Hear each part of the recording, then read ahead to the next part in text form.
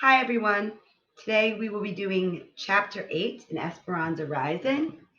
This is our screen break read, so you can listen to the book and imagine the picture of the story in your head, okay?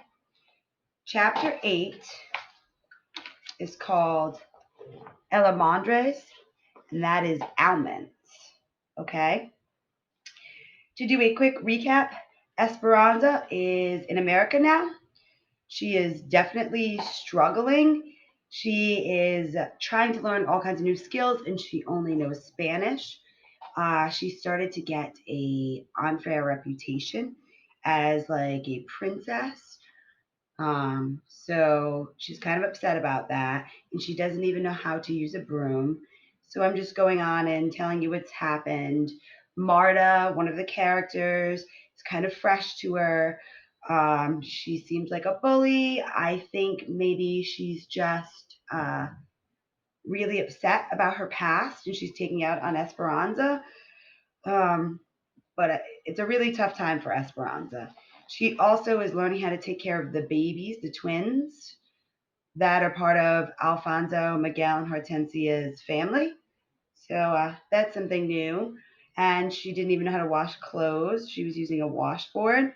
And now she's trying to learn all these new skills because Isabel, her cousin, is about to go back to school. And Esperanza has to do all this by herself. This is going to be new. Okay? All right, let's begin the chapter. "Ay, my neck hurts," said Mamma as she massaged the back of her head with her hand. "It's not my neck.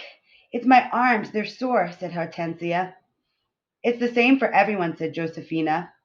"When you first start in the sheds, the body refuses to bend, but in time, you'll get used to the work." Everyone had come home that night tired, with various aches and pains. They gathered in one cabin for dinner, so it was crowded and noisy. Josephina warmed a pot of beans, and Hortensia made fresh tortillas. Juan and Alfonso talked about the field, while Miguel and Isabel played with the babies, making them squeal with laughter. Mama cooked a rosa, and Esperanza was surprised that Mama knew just how to brown it first in the oil with the onions and the peppers. Esperanza chopped tomatoes for the salad and hoped no one would mention the sweeping. She was glad this day was over. Her bruises had hurt her pride. I'm going to stop for a minute. Okay. So you're saying her bruises had hurt her pride. That doesn't mean exactly what it says. I mean, your bruises physically in your body can't hurt your pride. It's just basically saying all the things that happened to her, her not being able to sweep, the people kind of making fun of her, that hurt her pride. Okay, the bruises are standing for her, basically her inner pain, her feeling upset, her emotions. Okay, it's the way people treated her. Okay, I'm going to move on. Isabel took a fresh tortilla, sprinkled it with salt, rolled it up like a cigar, and waved it at Miguel. "How come you and Tito Alfonso won't let me go behind the cabin with you?" "Shh," he said. "It's a surprise." "Why are you so full of secrets?" asked Esperanza. But neither Alfonso nor Miguel answered. They simply smiled while they prepared their plates. They ate dinner, but before they could slice a cantaloupe for dessert, Alfonso and Miguel disappeared with instructions not to follow them. "What are they doing?" demanded Isabel. Hortensia shrugged as if she knew nothing. Miguel came back just before sunset. "Senora and Esperanza, we have something to show you." Esperanza looked at Mama. It was obvious that Mama was as confused as she was. They all followed Miguel to where Alfonso was waiting. Behind the cabin was an old oval washboard with one end cut off. It had been set aside, forming a little shrine around the plastic statue of Our Lady of Guadalupe. Someone had built a grotto of rocks around the base of the tub. Around it, a large plot of earth had been fenced in by sticks and ropes and planted with thorny stems, each with only a few branches. Isabel gasped, "It's beautiful. Is that our statue?" Josephina nodded. "But the roses come from far away." Esperanza searched Miguel's face, his eyes hopeful. Papa's? Yes, they're your papa's roses, said Miguel, smiling at her. Stop. Freezing. Aw, that's so nice. They brought back some of Papa's roses, and they're going to make a little shrine and roses from Papa's garden. All right, moving on. Alfonso had dug circles of earth around each plant, cascada little houses that made moats of deep water, just like they had done in August Salente's. So they're actually like bringing a little bit of home from Mexico to their new home. It's pretty cool. But how? Esperanza remembered the rose garden as black as a graveyard. After the fire, my father and I dug down to the roots. Many were still healthy. We carried the cuttings from August Salente's, and that's why we had to keep them wet. We think they will grow in time. We will see how many will bloom. Esperanza bent closer to look at the stems of the roots and mulch. They were leafless and stubby, but lovely planted. She remembered the night before the fire, when she had last seen the roses and had wanted to ask Hortensia to make a rose hip tea, but she had never had the chance. Now, if they bloomed, she could drink the memories of the roses that had known Papa. She looked at Miguel, blinking back her tears. Which one is yours? Miguel pointed to one. Which one is mine? He smiled and pointed to the one that was closest to the cabin wall and already had a makeshift trellis propped against it. So you can climb, he said. I'm going to stop for a minute. So when we talk about the theme of this book, it's a lot about rebirth and new beginnings, okay? Just looking at the title, Esperanza Rising, the name Esperanza means hope, and rising means to go up. So we're learning that Esperanza in the beginning of this story, right? She's going up the arc and she is doing well, and then she hits a peak where she has to start completely over. Also, there's a part that mentions the phoenix in this book from earlier chapters, and that part tells us about a bird that's reborn and how the bird dies to ashes and then is reborn again. This whole book is talking about new beginnings and rebirth. Like the character is obviously not being born again, but she's starting from nothing again. She had a great life, and now all of a sudden she has nothing and has to start all over again, okay? So the theme of this book, well, the major theme, because there can be more than one theme, is about starting over and about rebirth. And also, I want to say it's a lot about hope, okay? Esperanza's character and everyone in this book that's a main character all has to start over. It's pretty crazy to think what it would be like to start over. Another thing that I want to tell you about this book is that it talks a lot about the discrimination she's feeling from other people that don't know her, who have judged her. And what this character is starting to do is she's starting to persevere. If you don't know what the word perseverance means, it means basically to struggle, and then keep trying until you get to where you want to be. It's like working through your goal to get what you want to achieve, okay? It's facing tough times and getting past that. That's perseverance, okay? Just like all of us in the digital learning world, we'll have to have a little perseverance to get through the beginning of this year and learn what we're doing and, persevere, okay? All right. So moving on. Oh, one more thing. The rose bush, they are all being reborn too. They are all starting from a little tiny stem again and regrowing. Okay, so that goes along with our theme. Okay.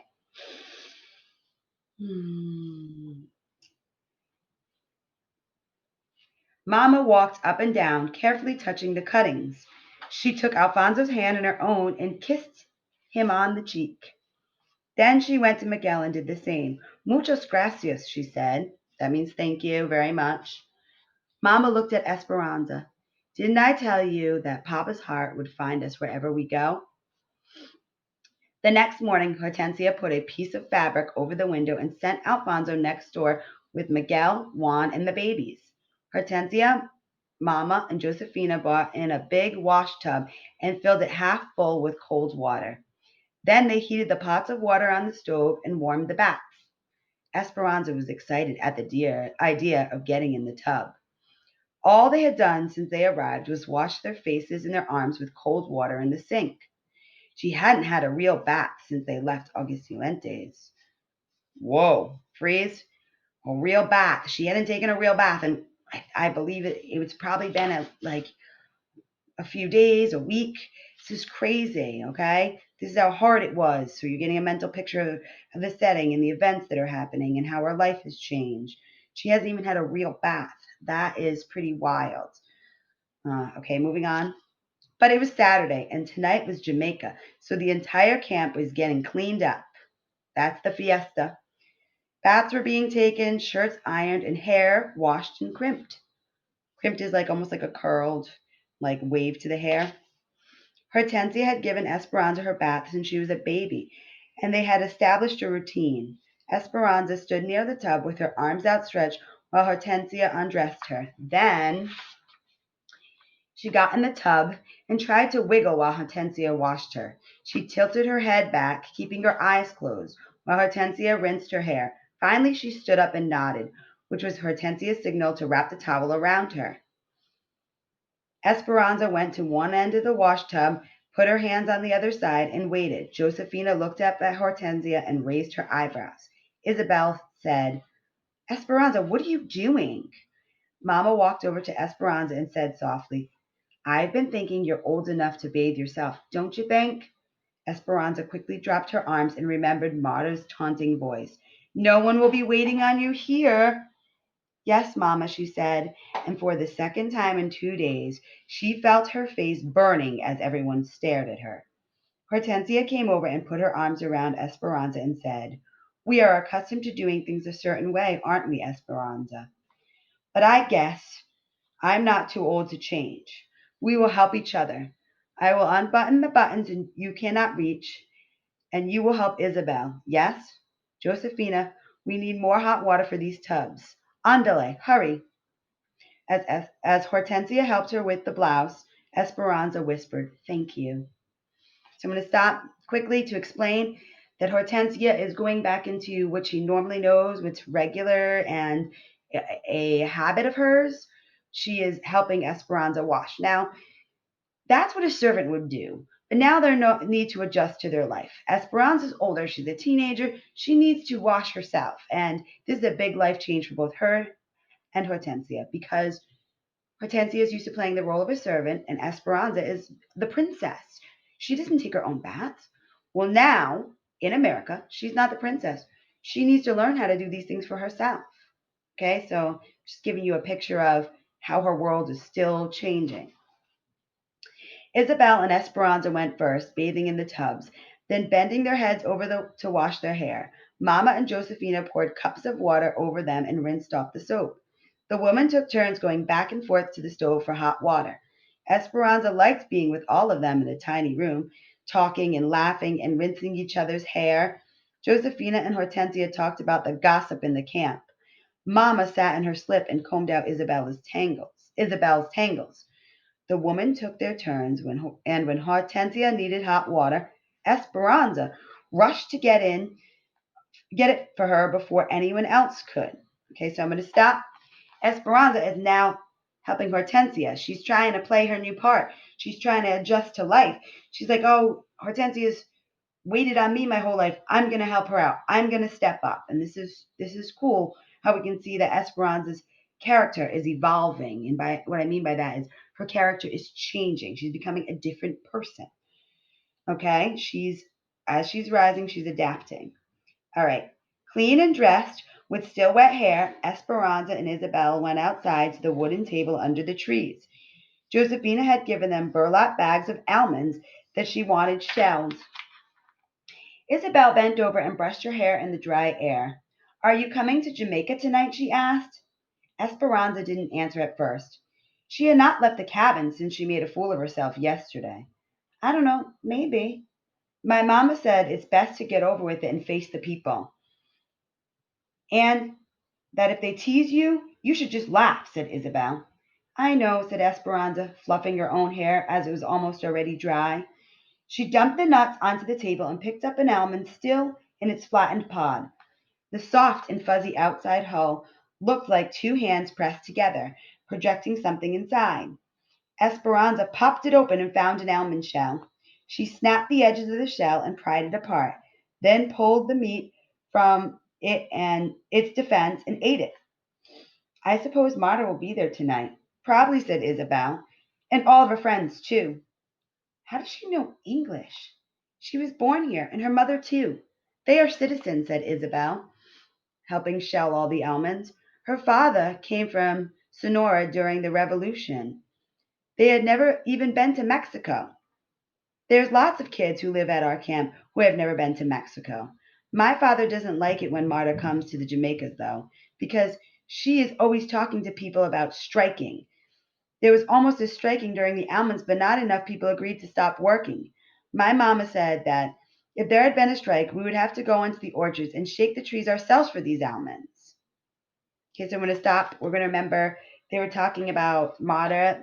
She was talking about striking, meaning like she was going to stop working and everybody was going to stop working until they gave them better living space. But the other people who do not want to strike are kind of nervous about doing that because they need their job. They need their food. And a strike would mean they would go without getting paid. And they don't want to do that. Okay. All right, moving on. Then we're lucky. What is your mother making with these nuts? Flan de la Amandra, said Isabel. She will shell she will sell slices at the Jamaica tonight. Esperanza's mouth watered. Almond flan was one of her favorite sweets. Then I've made my decision. I will come. Okay, so she's gonna face Marta and all the friends. She's getting awfully brave. Her character is definitely changing. The platform was lit up with big lights. Men from the camp in starch and pressed shirts and cowboy hats sat in chairs tuning their guitars and violins. Long rows of tables were covered in bright tablecloths where the women sat and sold tamales, desserts, and their specialties. Aguada de Jamaica hibiscus flower water punch that was made with Mexican Jamaican blooms was sold too. There was a bingo on the wooden tables and a long line of chairs circling the dance area for those who wanted to watch. That's where Mama and Hortensia sat, talking to other women. Esperanza stayed close to them, watching the growling crowd.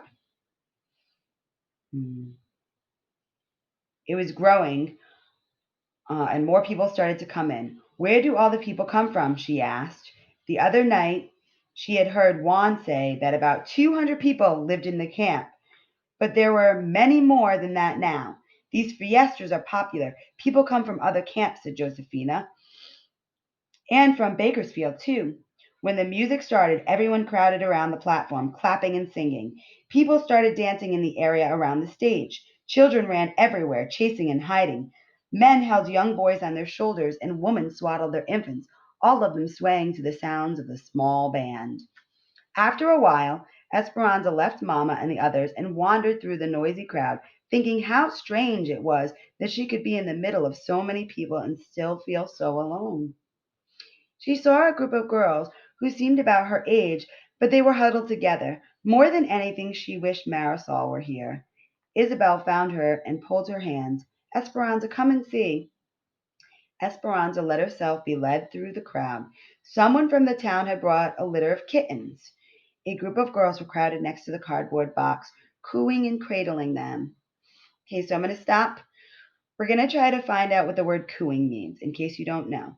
We're going to look at the sentence before, and we're going to look at the sentence after, and we're going to try to find out the meaning to that word, okay? First, we see someone from the town had brought a litter of kittens.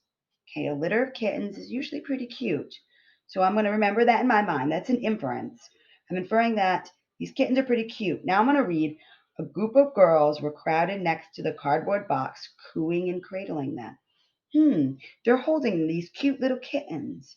It was clear that Isabel desperately wanted one. All right, so we're looking for the meaning of cooing. We know that these girls are looking at these cute little kittens and they're holding them. Cooing can't mean that they're looking because they're already telling us that they're looking at them. What other sense could you be using when you're seeing kittens? What other interactions could you have? Cooing, sounds like you're making a noise, like ooh, ah. Okay? So we're figuring out the word by reading what's in front of it, what's after it, and we're reading the sentence again, and we're looking for inferences to tell us the meaning, okay? That's how we're going to try to find the meaning of words by using the text, okay? Esperanza whispered to her, I will go ask your mother. She wove back through the crowds to find Josefina, and when she agreed, Esperanza practically ran back to the spot to tell Isabel. But when she got there, a big crowd had gathered and something else was going on. Marta and some of her friends stood in the bed of the truck that was parked nearby, each of them holding up a tiny kitten. This is what we are, she yelled. Small, meek animals. And that is how we'll be treated because we don't speak up. If you don't ask for what's rightfully yours, you will never get it.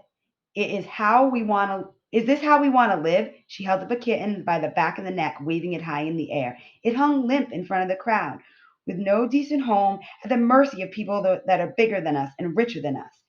Isabel trembled. Her eyes panicked. Will she drop it? A man shouted out, maybe all the cats want to do is feed its family. Maybe it doesn't care about what the other cats are doing. So I'm going to stop right now. Okay? We're not really talking about a cat feeding its family. Okay? They're comparing the cats to what their life is like as families. They just want to work. They don't want to strike like Mata works. They want to work because they need to feed their families. And she's holding up the cat as like a metaphor for saying they're just like the people, okay? And she wants to strike, but she's only a teenager. She doesn't have to like really have the whole responsibility of the family. And the people are saying, if we were cats, if they were like us, they would have to work. They couldn't strike, okay? They would just want to feed their family. And moving on. Senor, doesn't it bother you that some of your compadres live better than others?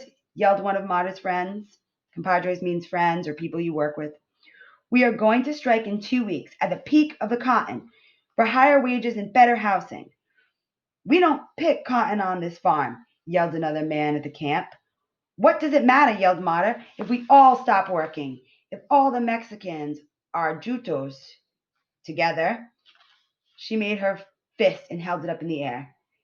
Then maybe it will help us all. He yelled back. That is a chance we cannot take.